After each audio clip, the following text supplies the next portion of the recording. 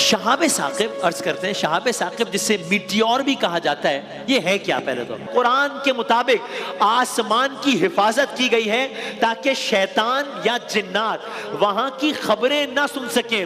جو کوئی جن یا جو کوئی شیطان آسمان کی خبریں سننے کی کوشش کرتا ہے، اس کا پیچھا ایک شہاب ثاقب کرتا ہے اور اسے جلا کر بھگا دیتا ہے۔ ہمیں آسمان پہ وہ منظر نظر آتا ہے جو ہم نے دیکھا ہے۔ شیاطین ہیں، جن ہیں، وہ عالم بالا کی خبریں لینے کے لیے وہاں جانے کی کوشش کرتے ہیں، اور جب اس طرح کا کوئی معاملہ ہوتا ہے اور کوئی تجاوز کرنے کی کوشش کرتا ہے یا تجاوز کرتا ہے، اسے اس طریقے سے شہابیے کے ذریعے بھگایا جاتا ہے، شہاب ثاقب کے ذریعے۔ اور سورہ، اس سورہ کا نام ہے سورہ صافات۔ اس کا میں صرف آخری جملہ ہے آیت نمبر 10 کا، شہاب ثاقب۔ یہ قرآن پڑھ رہا ہوں میں، لفظ لکھا ہوا ہے شہاب ثاقب۔ اور اب میں آپ کی خدمت میں ترجمہ پیش کرتا ہوں۔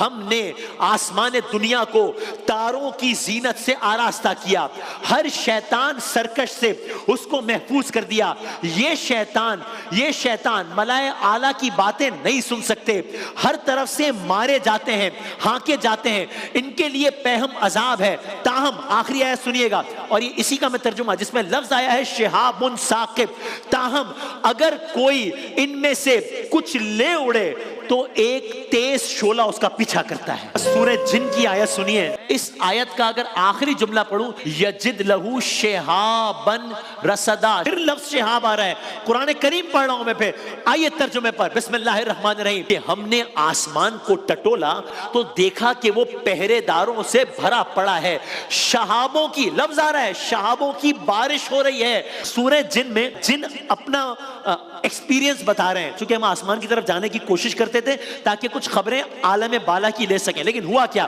ہم نے آسمان کو ٹٹولا، ہم نے دیکھا کہ وہ پہرے داروں سے بھرا پڑا ہے، پٹا پڑا ہے، وہاں پر تو کوئی گویا سیکیورٹی گارڈز بیٹھے ہوئے ہیں، شہابوں کی وہاں پر بارش ہو رہی ہے۔ پہلے ہم وہاں کی بات چیت سننے کے لیے آسمان میں بیٹھنے کی جگہ پا لیتے تھے، پہلے ہماری وہاں تک رسائی ہو جاتی تھی، مگر اب جو چوری چھپے سننے کی کوشش کرتا ہے، وہ اپنے لیے گھات میں ایک شہاب ثاقب لگا ہوا پاتا ہے۔